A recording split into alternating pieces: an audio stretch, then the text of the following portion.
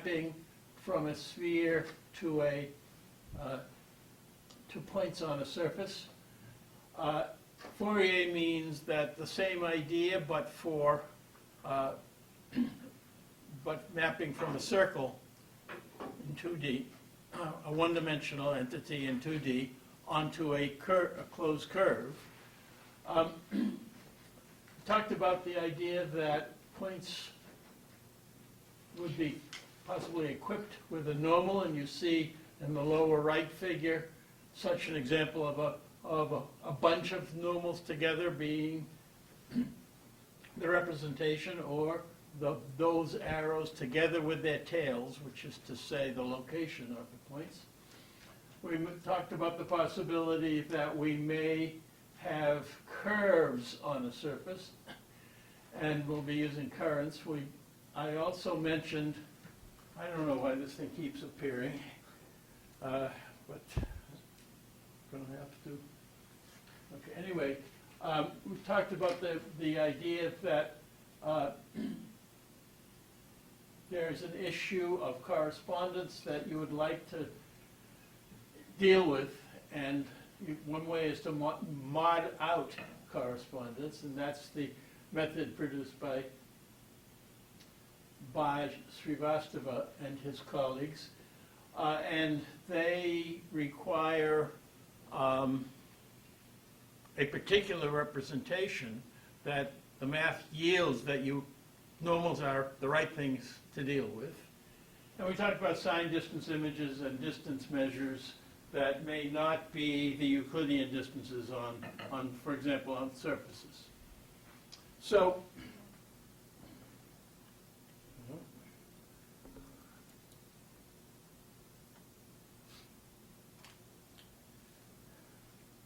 I also talked some about skeletal representations. This ellipse that you see in the upper right has a skeleton, which is a line from here to here, or more precisely a folded line, got by collapsing the upper side of the ellipse and the bottom side of the ellipse into each other at some fixed speed. And when they run into each other, you get a skeleton. Okay? That's one way of making a skeleton, and doing that is what Blum called the grass fire transformation. The idea is that you have a field of grass in the interior of the object, and you set a fire on the boundary, and it burns at a fixed rate until it quenches itself with the two sides running into each other, and that quench point forms the Blum skeleton. Okay? There's some very interesting mathematics of the Blum medial axis that it's worth knowing about, and I will be covering that. Okay? The Blum axis has associated with it not only the axis positions, but the spokes from the axis to corresponding points on the surface. And those spokes have lengths as well as directions. And indeed, in the Blum axis, the spokes are orthogonal to the boundary. Okay, so they meet the boundary perpendicular to its tangent. And we'll be looking at that. And some objects branch. So you saw, for example, the jaw that I had in an early slide. And at the end of the jaw, there is this sort of pair of peaks that form the place where your jaw hinges off your skull. And for that to happen, you could somehow have to have one peak being part of a main skeleton, and you have to have a subskeleton for the other peak. And so these properties of branching or of folding at the ends are particularly important singularities that we need to understand. What are the singularities? We will study soon a bit of geometry of surfaces. And on a surface, we will talk about having a normal at every place on the surface, and two other coordinates orthogonal to that, that is to say tangent to the surface. And we will talk about, as you walk in a particular direction, how do the normals swing? That's what we mean by curvature, how the normal swings. Okay? But now we have the possibility of walking along the medial surface, or the skeletal surface, and asking how the spokes swing. The mathematics of the swing of normals on surfaces is a standard part of differential geometry, and it defines what has been called the shape operator.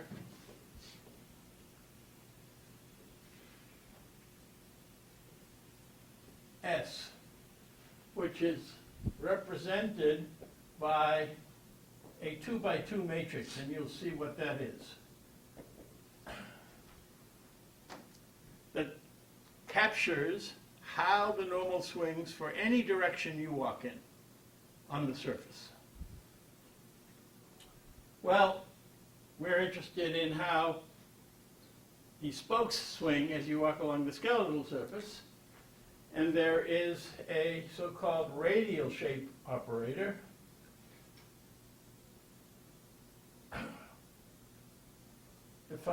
which was defined by Damon, which is also represented by a 2 by 2 matrix, and which is used to say how the spokes swing for any given walking direction on the skeletal surface. So we will be talking about that. We'll also be talking about the idea that instead of using Euclidean distance from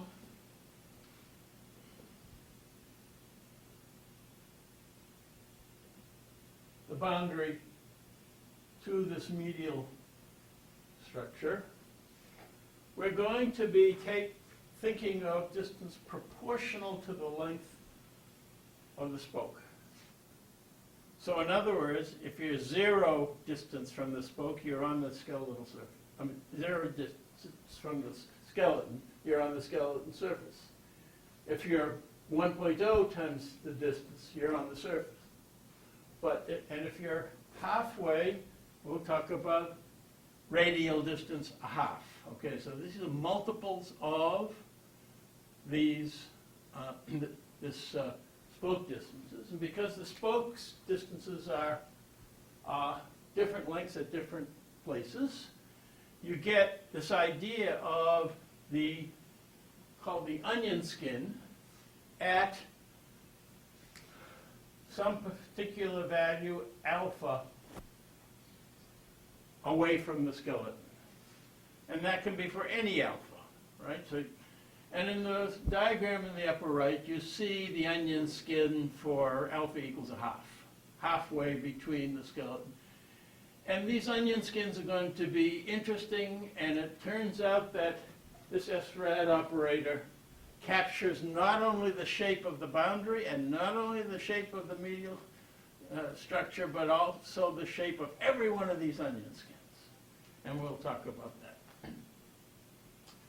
Okay, as I said, the Blum medial axis has this problem that I talked about last time of being bushy, and we defined this generalization called SREPs, and we will talk about how to get the SREPs, and that it's useful to understand the SREPs as a deformation of an ellipsoid. An ellipsoid is sort of the most basic so-called slabular shape. It has the property that when you run the grass fire, by having grass on the inside of this ellipsoid, it collapses onto a planar ellipse. Okay, strictly a folded planar ellipse, one side for the top half of the object and one for the bottom. And therefore, if we can figure out how to map that known skeleton for the ellipsoid onto our target object, we can carry our understanding of correspondences and of spokes and of all these nice things via that deformation. And that produces this notion of fitted frames. You see in the upper right that at every position on the 2D onion skin, at both the zero left onion skin, which is the skeleton, the alpha equals a half onion skin, which is halfway up to the boundary, and alpha equals 1, the onion skin, which is the boundary. You have a normal and a tangent, and in 3D there's a third one. And these frames, these local coordinate systems, these fitted frames, if you talk about the transformation among things from place to place in terms of the coordinates of the frame, so now you talk about geometry not in XYZ, but in a coordinate system that's fitted to that particular place.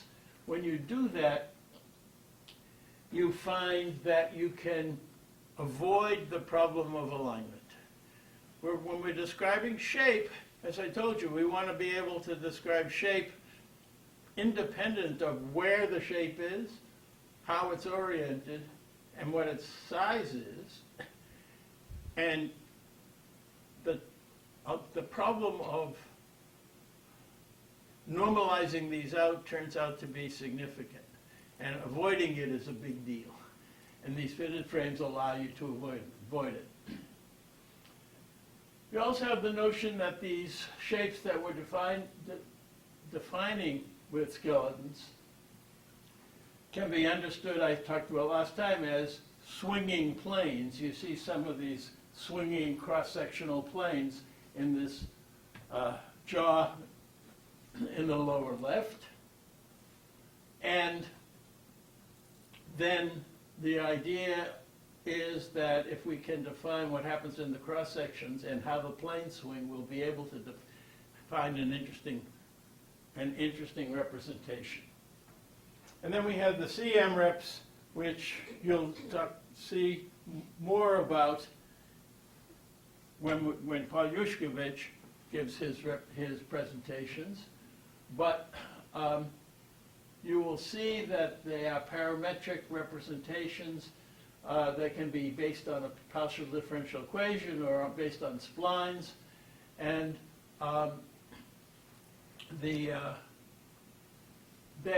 like the SREPs, there are issues of how you fit them to boundary representations. And then you will see that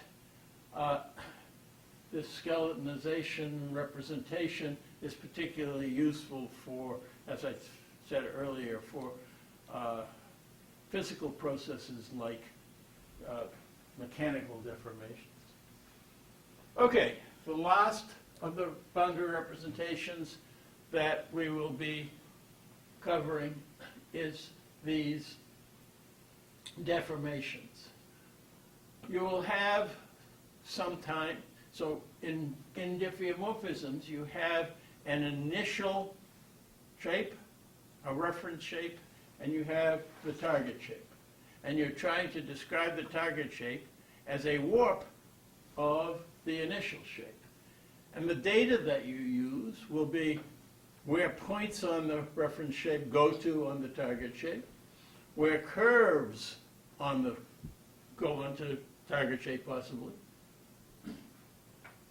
And the curves will be represented by this currents approach. And once you have that, there are issues of how do you compute the full diffeomorphism. That is to say, not just what happens at these discrete points, but also what happens at every point. There is a way of, okay, so first of all, the figure in the upper right shows that there are places on this reference skull and positions in space that tell you where one place at the bottom, at the tail of the vector moves to, where it displaces to. Okay, and then you can compute those. Well, if you have those for sample places, then you need to be able to interpolate, and there's an important method of doing that called thin plate splines. And we will cover quickly thin plate splines. The difficulty with thin plate splines is that it may not be one-to-one, and the diffeomorphisms have the property that we need for that they are one-to-one. If you want a diffeomorphism, you can't have the situation that one point and another point both map onto the same point in the target. Okay, so it has to be one-to-one, it has to be invertible and smooth. And thin plate splines are smooth for sure, but they're not for sure one-to-one. We'll see what conditions they are one-to-one. Another representation that we frequently use to talk about these displacement maps are B-splines. The basic idea is that you're going to have a mapping of the x variable, a separate one of the y variable, and a separate one of the z variable as you walk along the reference surface. So if the reference surface is parameterized by, for example, uv, you have these three functions, x of uv, y of uv, and z of uv, each a scalar function of position on the surface. And so that what's shown in the bottom here is one of those. For example, and in this example it's only in 2D, so it's x of u rather than x of uv. Anyway, the B-splines is a nice property, has the nice property of being local. That is to say, if I move one of the points, one of the controls, which are the blue blobs, it only affects a nearby part of the spline, and that's not a property of the thin plate splines. The thin plate splines is a big global transformation. I move one landmark, and all the whole interpolation changes. And so you have this nice local property that B-splines give you. The other representation that we have comes from essentially physical analogs, that you think of what's happening as an elastic transformation. You think of the object as being made out of rubber, and you are somehow squashing and otherwise deforming the rubber. And so we'll talk about all of those. Okay, so I think I'm at the end of this slide set. Yes, I am. And I have covered the representations of objects that we're going to be dealing with here. And so, questions on that?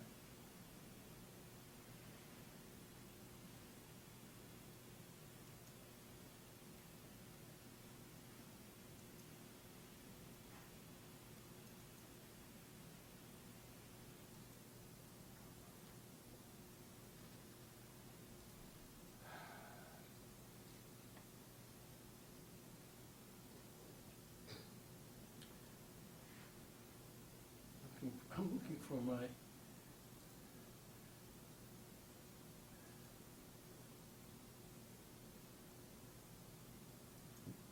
There we go. Okay, so the next topic in the course is some basic mathematics of surfaces of objects. This falls in the area of mathematics called differential geometry or topology. And I'm going to teach you a bit of that rather quickly.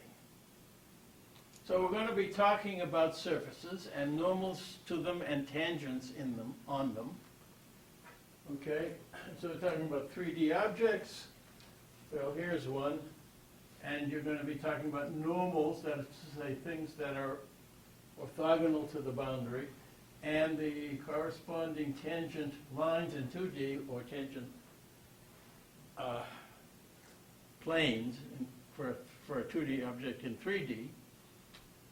And then we're going to be talking about how normals swing. And then we're going to be talking about the possibility that an object is more donut-like than this shape, or this shape, this pear shape, or this shape that I have here that has ridges and valleys and so on in it. The point is that I can deform this guy into one of these, but I can't deform it into a donut because the donut has a hole in it. And we're going to need to understand this idea of holes and of connected components, meaning regions of space that are where you can get paths within a connected component, but not paths between the connected components. That's paths that stay in the objects.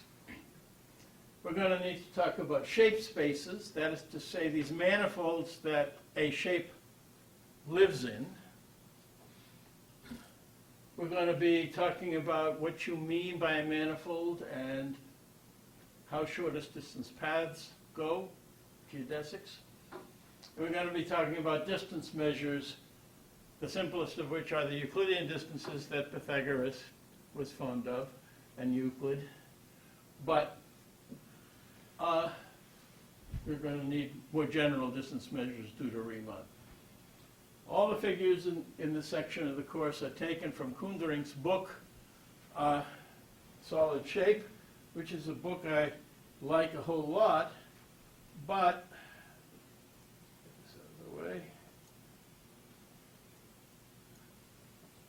But unfortunately, unless you start from the beginning of the book and get all the way into it, it's pretty hard to read.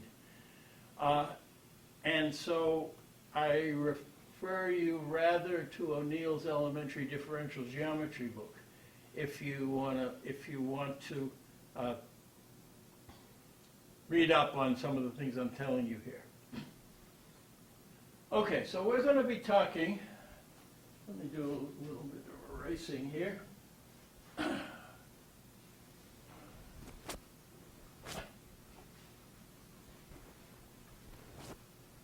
About an object in 3D, such as this, I guess, the hippocampus, which is the blue thing in the upper right. And we're going to be thinking of it as being mapped from some standard surface, such as a sphere. And so the idea is that at every position on the sphere, we have this 3D object that has a cross-section of some kind, and we have positions on the sphere that map to positions on the surface. And if we parameterize this surface by two parameters, for the sphere the easiest ones are latitude and longitude, which I'll call theta and phi. For every theta and phi over here, there is an x, y, z over here. And so we have this x of uv, y of uv, z of uv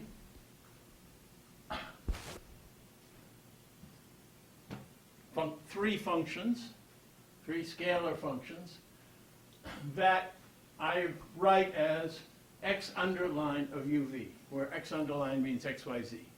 Or in 2D it means xy. And then in 2D it's not going to be of uv, it's going to be of, well, it can be. If you're on a space curve, we can also have a single parameter, x underline of u, where u takes you around the curve in space. In any case, we're going to talk about surfaces here, which are going to be functions of two parameters on the reference sphere.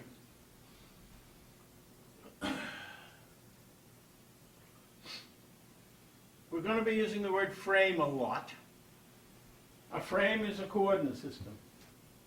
It's a set of three orthogonal vectors, all unit length, and with the right-handed rule applying. So that when you take the cross product of the first two, you get the third, and of the second and third, you get the first, and so on. Okay? Okay. So the first thing we need to understand is the notion of a tangent vector. The easy way to get a tangent vector is to take 2 points that are very near each other on the surface and look at the vector, which is the difference between those 2 points. If the points are close enough to each other, you will get a tangent vector. Put another way, if you take the first derivative in u of x of uv and the first derivative in u of y of uv and the first derivative in u of z of uv, you get a vector which is a tangent vector. Okay, so that's easy, right? If we can take derivatives. The same thing you can do when you take derivatives in v. And now, instead of walking along this way, you'll be walking in some other way. You'll get two tangent vectors, which typically are not collinear.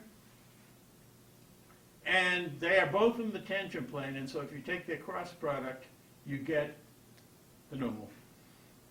Except it's not necessarily unit distance, unit length, so we have to divide it by its length to get it to be unit length. But that's basically the story. We're going to define normals as cross products between the u derivative vector and the v derivative vector. Any questions? Okay. And likewise, these two vectors, the two tangent vectors, span the tangent plane. They define the plane. Any linear combination of them will be some point in that plane. All places in the plane have some linear combination of them. So we have a tangent plane, and its normal at any point is the same normal to the surface that we've just defined. Now we're going to talk about the idea that having a normal at some place, we can define two vectors in the tangent plane that are orthogonal to each other and also orthogonal to the normal, and we're going to talk about a fitted frame where we're going to have one vector in the tangent plane be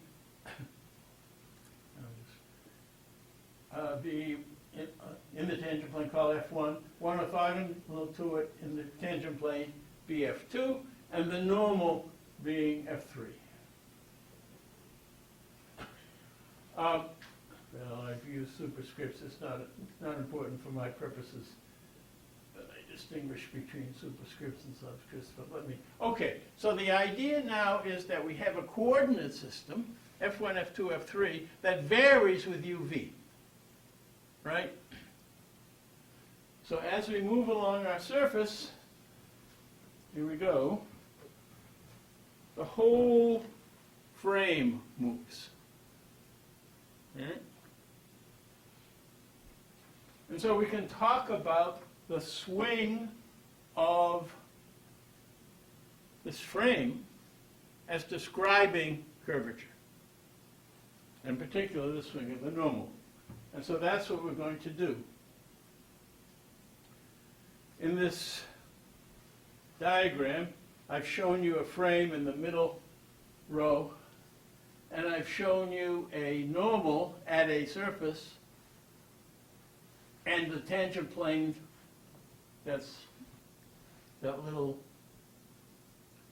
squarish looking thing at its tail.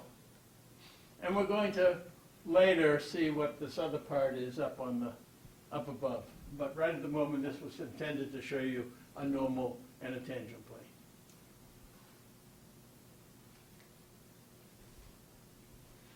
Okay, so now we're interested in how the normals swing. Well, when we walk on a surface,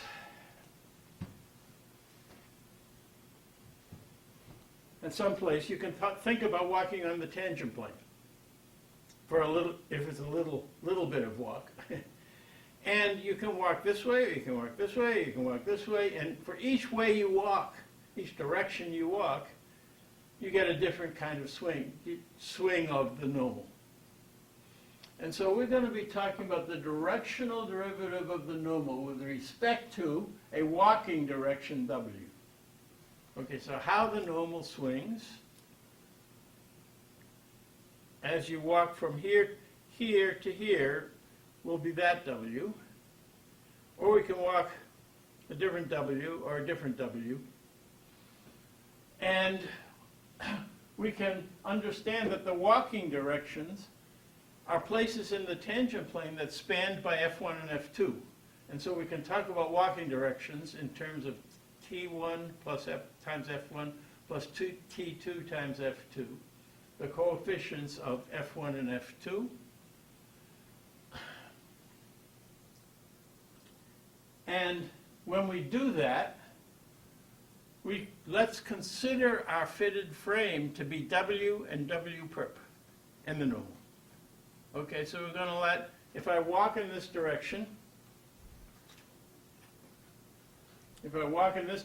on the surface, I'm going to let my coordinate system be my walking direction and the perpendicular direction to it and the normal. And I'm going to talk about what the behavior of the normal is as I walk in that direction. And if I walk in a different direction at the same point, I'll just use a different coordinate system, W and W perp, perpendicular to W itself. Okay? Any questions? Okay. So, when I walk in some direction W, what's going to happen is the normal is going to tip somehow. It's going to rotate. That rotation is a rotation into some direction, some particular direction. You can think that I'm swinging about a hinge, and orthogonal to the hinge is the direction that the normal swings. But the normal is a unit vector. And you're talking about the difference between this unit vector and a little bit of a swung unit vector. So let's draw that on the board.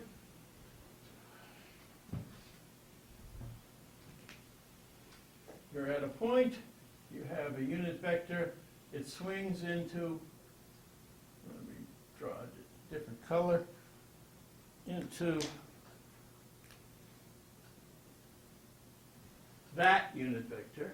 And if you're walking only an infinitesimal distance, as when you're taking derivatives, the difference between these two vectors is, which is essentially the derivative, is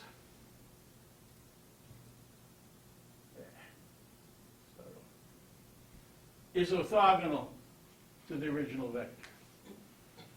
The point is that this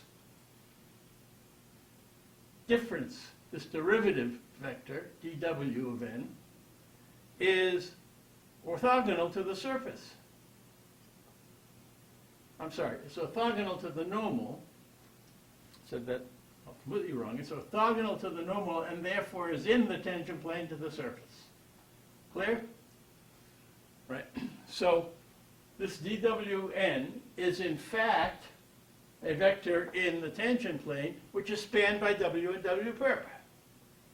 And so I can talk about the component of this swing in the w direction and the component of this swing in the w perp direction.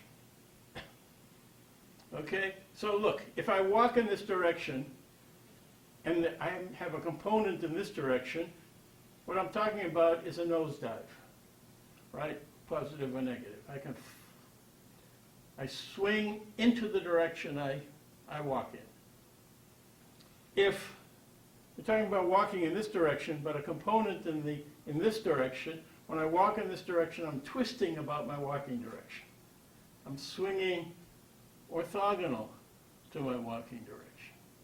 Okay? And there's two components, and the rate of swing in the walking direction, the rate of nosedive, is called the normal curvature K. It's the component of the swing in the walking direction. And the twist, the component in the other one, is called the twist or the geodesic torsion, tau. Okay, so we have that the rate of change of the normal is k in the walking direction. K is the nosedive rate. The normal curvature is k. And tau is the geodesic torsion of the twist, the rate of swing orthogonal to the walking direction. Okay? Or another way of saying that is that orthogonal, n is swinging into the direction kw plus tau w perp, and orthogonal to it is the hinge that the normal is swinging about. Okay. Yes? Question? No question. Okay, so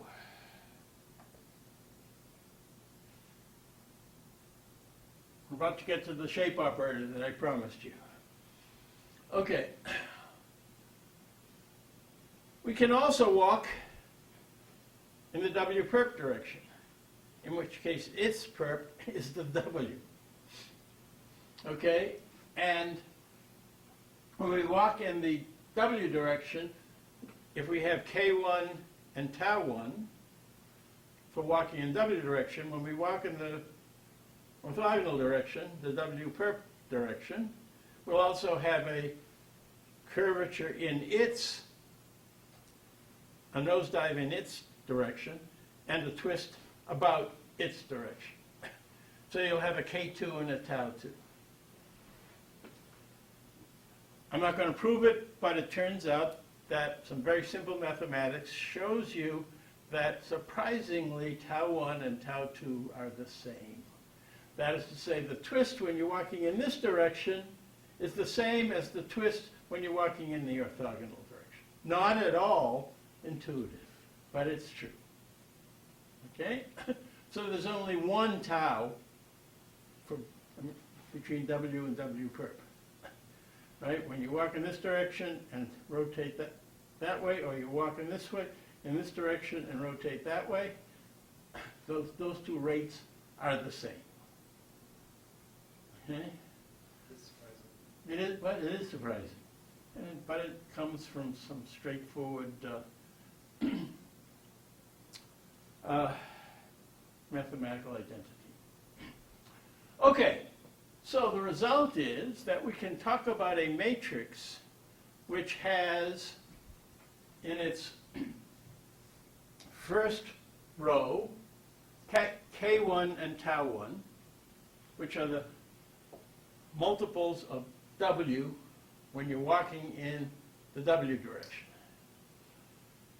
And the other one, tau 2, but it's the same as tau 1, and K2, which is the nose, K2 is the nosedive when you're walking in the W perp direction, but since our components are our basis is W, W perp, the K2 goes in the in the second slot, and the tau goes in the first slot because it's multiplying the W component, which is the twist component.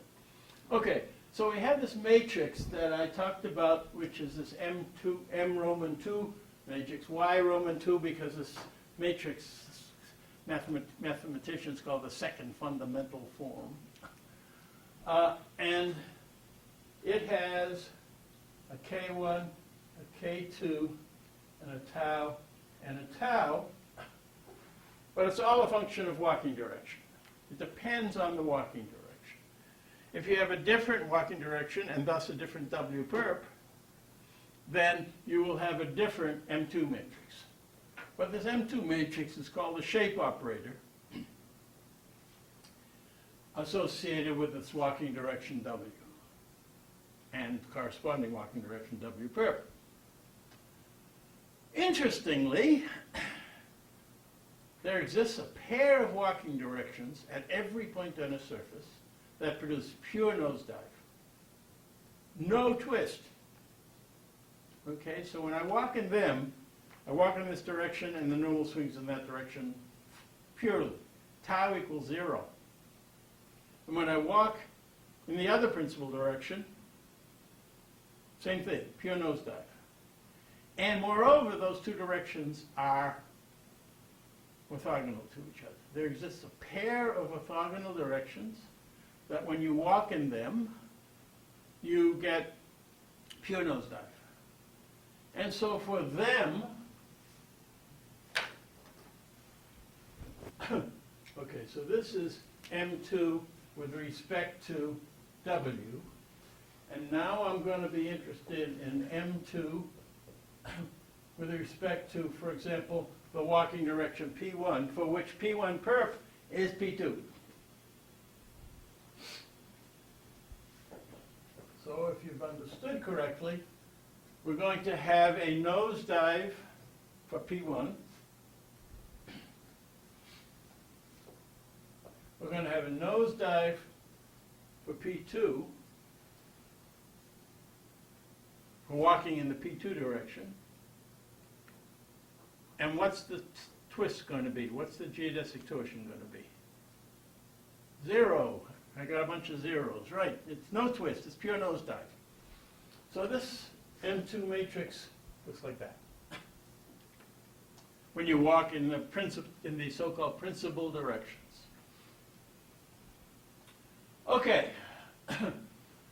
So these two values here for walking in the P1 direction and walking in the P2 direction respectively, the rate of swing, the rate of nosedive, are called principal curvatures. And so there's this, so at, it turns out if you know one of the principal directions, you know the other one because it's just orthogonal to it in the tangent plane, and you know the two swings, kappa 1 and kappa 2, it turns out that you can work out a simple trig formula for K1, K2, and tau for every walking direction. So this captures this, if you know P, P1, and you know kappa 1 and kappa 2, as I say, you now, for any walking direction, you can work out a formula for what M sub 2 is for that walking direction. Okay?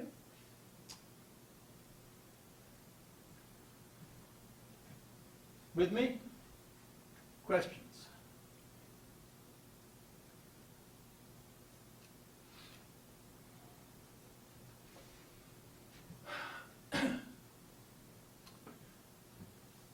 You can show that the determinant of M2 is independent of walking direction. It turns out it has to do with the fact that determinants don't change under rotational transformations.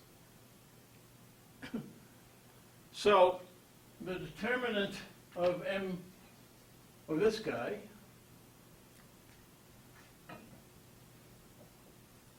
M2P1 is what? It's on the slide. Someone holler. Kappa 1, Kappa 2. Kappa 1 times kappa 2. It's the product of the two principal curvatures. Right? And it turns out that for rotational transformation, the determinant stays the same. So this is also equal to the determinant of M2W, which is what? K1, K2 minus tau squared, huh? Make my square a little bit better. Turns out that holds. That is, the M2's determinant is a completely independent of what direction I walk in. The other thing that is independent of rotations is the trace. And it turns out to be useful to think about the half of the trace. And the trace is the sum of the diagonal elements. And so half of it is K1 plus K2 over 2. And it's also equal to K1 plus K2 over 2. Right? Because the trace of this matrix is the sum of the diagonal elements, K1 and K2, and we're taking the half of that. So, these two things, kappa 1 times kappa 2, which is the determinant, and these two, which are, you can think of it this one or this one over all possible w's, are interesting descriptors of the shape. And so here's what's going on. Let's talk about a curve in 2 space. We can talk about, at any given point, the tangent here and how it swings as you walk along the curve. But the tangent is tied rigidly 90 degrees to the normal, and so the swing of the tangent is the swing of the normal. And this rate of change of the angle of the tangent, which is the rate of change of the angle, okay, so if we talk about this being at some angle, and we talk about the rate of change of the normal per unit distance along the curve, is the standard notion of curvature in 2D, of a curve in, okay, so this guy gets the name kappa for the rate of change of the swing in 2D. Well, if you think about what's going on, if you put this whole thing into a sphere and think about how the normal is some point on the sphere, because it's a unit vector out to the unit sphere, and then a little change normal is a different point on the sphere, you're talking about the angular change, the d theta, is distance on the unit sphere. And you're talking about distance on the unit sphere per distance on the curve. Sphere, circle, a one sphere. But now we're going to talk about what goes on to the normal when you walk in a little surface, little piece of surface around the point. So this little square-shaped thing in the upper right-hand diagram is supposed to be a little infinitesimal region around the point. And that little infinitesimal region, we can talk about as having an area dA for area. Okay? And so we're going to have dA in the denominator. And what's going to happen on the sphere is for all walking directions, we're going to have all the possible places the normal can swing to. And that's going to trace out an area up there on that sphere. And that angular area is what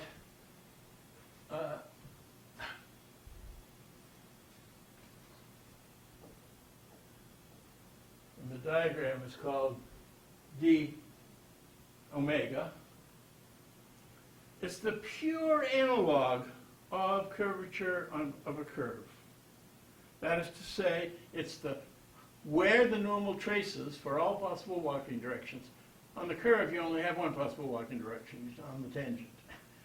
But on the surface, you have a full 360 degrees of possible walking directions. And where the normal goes for a little bit of region around that point, the ratio of the angle on the sphere to the area of the surface is the generalization, and it's called the Gaussian curvature. And it turns out that the Gaussian curvature is this guy. It's simply the product of kappa 1 and kappa 2. So kappa 1 and kappa 2 has this lovely interpretation, and the product of the two principal curvatures. It's also this difference product of any two curvatures minus the twist squared, the twist rate squared. And it is an important property of the local place of any local place on the surface. Okay? Okay, so now we have this issue of the sign of kappas. Well, there's a convention. It turns out to be a little unintuitive if you're thinking about outward-going normals. And the convention is that K, the normal curvature, is negative for forward swing, or alternatively, if you look at what happens to the inward pointing normal, you get a reason why you might want to call that negative. But anyway, the point is, if you're walking in a particular direction, the normal swings in the walking direction. We're going to call that negative curvature. And if, on the other hand, the normal swings when you're going backwards, swings backwards when you walk forwards, you're going to call that positive curvature. Okay? And so when you multiply kappa 1 and kappa 2, the principal curvature for walking in the P1 direction and for walking in the P2 direction, you get a positive number if either are both positive or both negative. You get a 0 if one of them is 0 and the other one is either positive or negative. And you get a negative number if one of them is positive and the other one is negative. So if you fall forward for P1 and you fall backwards for P2, that's negative. Okay, so what does this correspond to? Well, if you have two negative curvatures, what you have here, at a point on my pair here, when I walk forward this way, I'm going to fall forward. When I go this way, I'm going to fall forward. I have two negative curvatures. K is positive. That means that this was convex. The place was convex. Both curvatures were negative. Okay? Likewise, if I have a concave situation, okay, so I'm going to make my hand here. And when I walk forward, I go backwards. The normal falls backwards, right? Walk forward, it falls backwards. When I fall 90 degrees, it's going to also fall backwards. Two positive curvatures. still positive K, that's concave. You can't tell from the sign of capital K whether it's convex or concave. Okay? When you walk in one direction and it's flat, okay, so let me get a normal here. Here's my walking direction, and I'm walking this way and it's flat, that is to say 0 nosedive. And yet I walk in the orthogonal direction and it's negative, I fall forward, that's a cylinder. Things are locally cylindric, right? Unfortunately, the algebra involves a parabola, and so they end up being called parabolic, but I prefer to think of it as cylindric. Okay, things are locally cylindric. And on the other hand, if you look at the area in the neck of this pair, when I walk this way, the normal is falling backwards. That's positive curvature. But when I walk this way, around the neck, it's falling forward. That's negative curvature. That's this sort of saddle-shaped arrangement. That gets called, the region is said to be hyperbolic. Okay. Or saddle-shaped. Okay, so the point is that K distinguishes between concave or convex, but you don't know which, cylindrical, when the sign is 0, or when the sign is negative, saddle-shaped, hyperbolic. Okay? So this is pretty important notion. And now let's talk about what happens over all walking directions. Okay, so when I go walking directions, I can look at only the normal curvature, the nosedive component. So I walk in this direction, and well, the thing may swing here, but it has a component along, and the rate of swing of nosedive is K1. And this says the trace is going to be that normal curvature for walking in K1 and that normal curvature for walking in the orthogonal direction, W and W perp. But I can, because it's the value stays the same independent of walking direction, I can also talk about the K1 walking for this walking direction and its average with the nosedive orthogonal to it. And what the whole thing ends up saying is that this kappa 1 plus kappa 2 over 2 is simply the average of nosedive for all walking directions. Right? You take the whole possible set of walking directions that you might go this way and this way and this way and this way and this way, all the way around in the tangent plane. And for every walking direction there is a nosedive rate, and the mean curvature, so-called, is the average. And if both of these are positive, then the average is going to be positive. But if both of them are negative, then the average is going to be negative. So the sign of the mean curvature H distinguishes, in the situation where capital K is positive, it distinguishes whether you're got a concave or a convex point. Okay. We're going through this pretty quick. Questions? Okay. So it turns out okay, so let me first of all interpret the middle figure. It basically shows the principal directions at the places that things are cylindrical. But the direction in which is the cylinder axis. That is to say, the principal direction as you walk along, the principal directions form a curve. Let's look at this picture, this ellipsoid in the upper right. When you walk in a principal direction, you get to another little place, and now you'll say, what's its principal direction? And you take all these principal directions together, and they form what's called an integral curve, or just a principal curve. And because the principal directions are orthogonal, these two principal curves have to be orthogonal to each other at every point. Okay, and for a cylinder, one of the directions is along the cylinder, and the other one, and so the principal curves go along the cylinder, and the other one goes around the cylinder. And the one that goes along the cylinder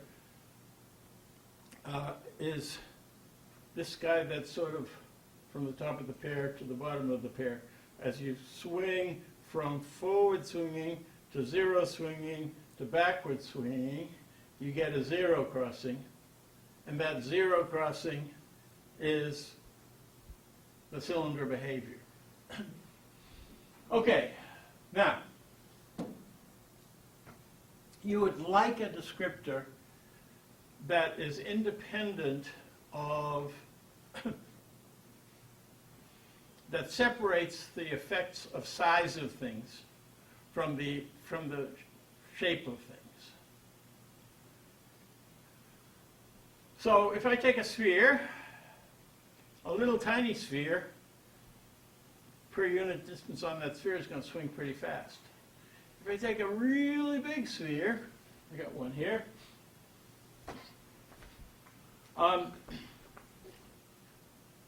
for per unit distance on it, it's going to swing slower. And yet they're both spheres, and you'd like to be able to say they're both spheres. Okay? And so you can accomplish that by thinking of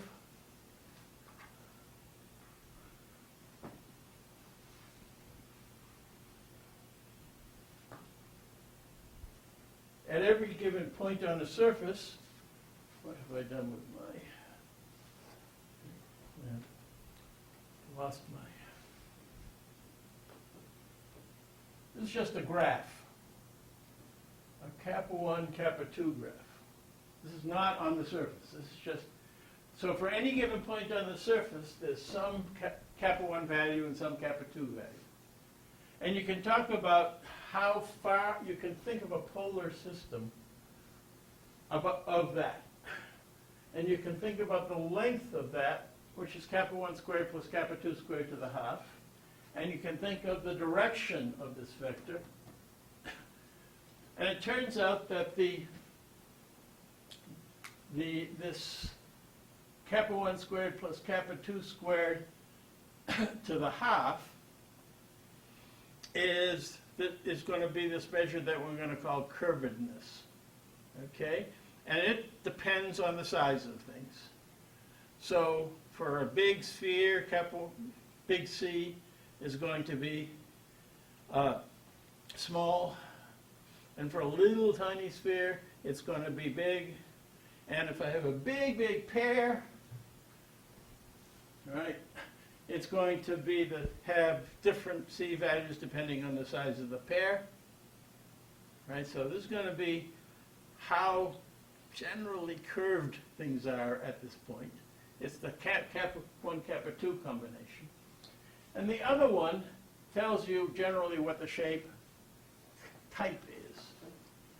So if we look at this, this picture from -1 to +1, and how do we get rid of this thing that's in the way? Hold on, give me a moment while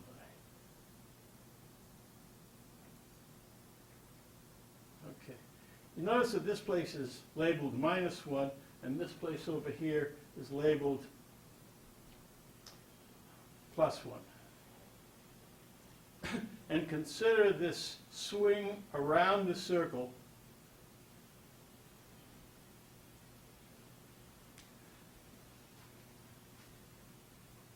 from here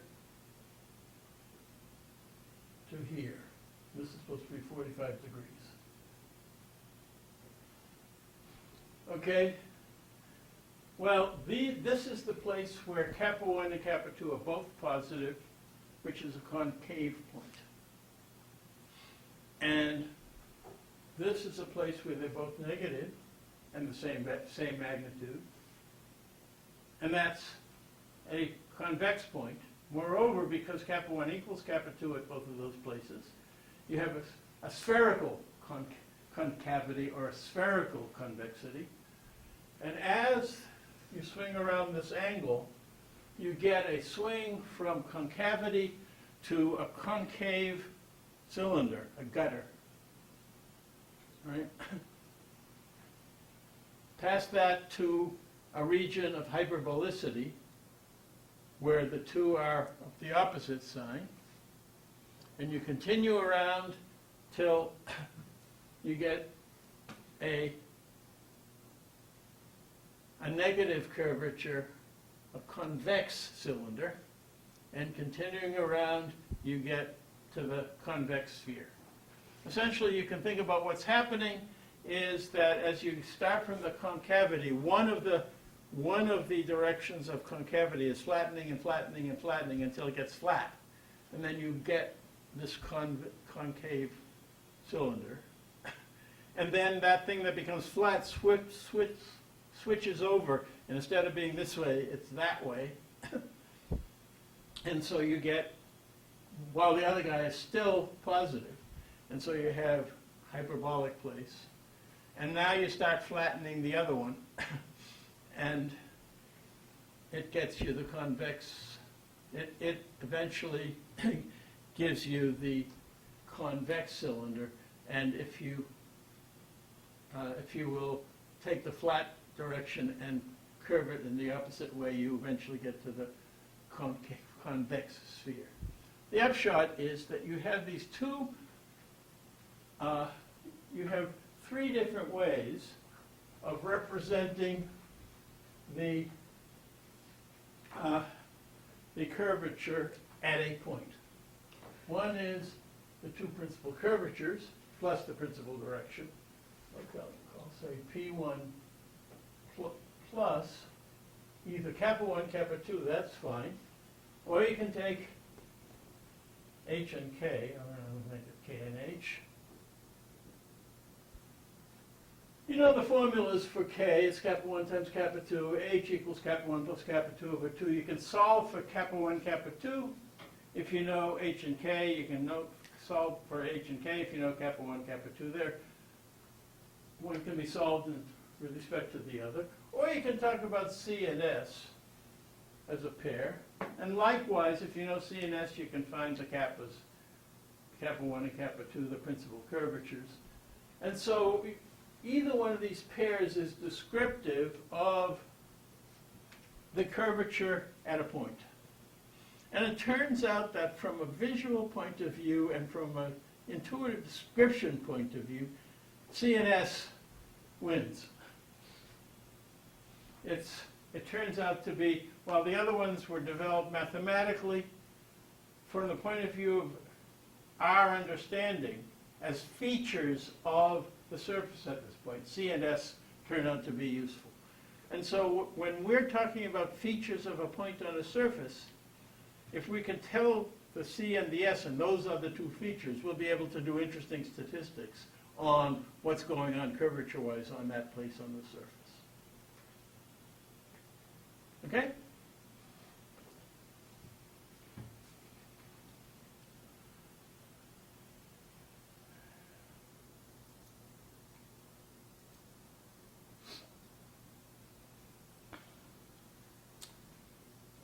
The next notion, we're going through quite a bit of differential geometry at one fell swoop, is the notion of crests and troughs. So look at my hand. It turns out that the principal directions of my hand are going to go sort of around my hand this way and over that way. Or you can just look at what happens on the ellipsoid. They go around the ellipsoid that way and around the ellipsoid the other way. And the ellipsoid has this sharpest, it first of all has what are called vertices, one at each end, one here, one on the other side here, places of biggest Gaussian curvature. And there also has this belt that goes around and that has the property that as you walk on this curve, the principal curvature gets sharper and sharper and sharper and reaches well, it's a maximum in magnitude, it's a minimum because it's negative. And then that maximum, from that maximum you start getting flatter and flatter, all the way around all of these principal curves. And so this locus of these relative maxima, relative minima of negative curvature are called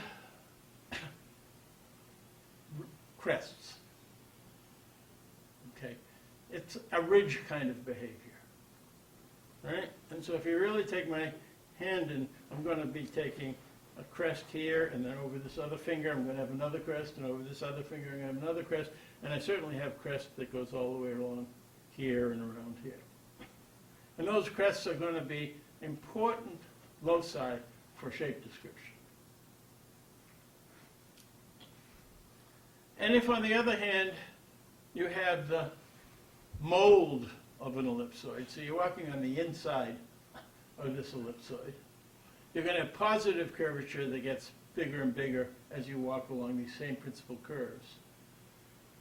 And it's going to take a maximum. And those places which are sort of the molds of ridges are called troughs. They happen in concave regions. Well, not really, because you can also talk about ridges on things that have hyperbolic sections. It's just that when you walk along one of the principal curves, it reaches a relative max of positive curvature or a relative min of negative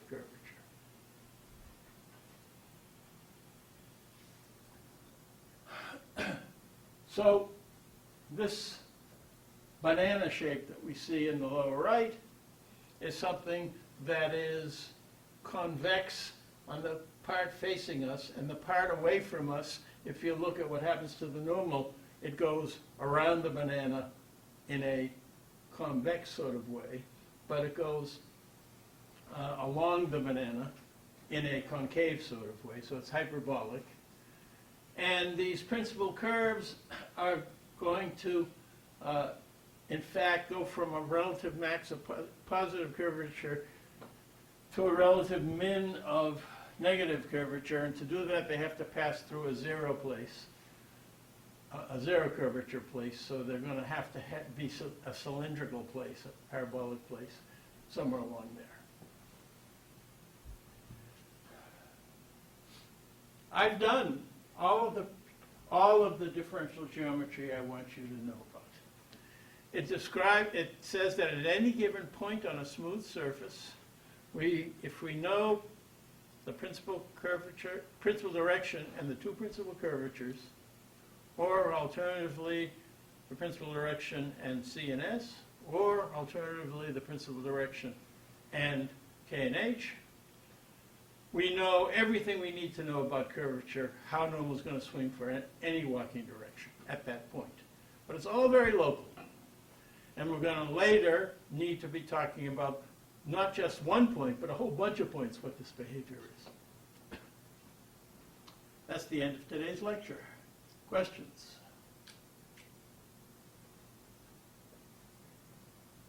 Okay, see you on Thursday.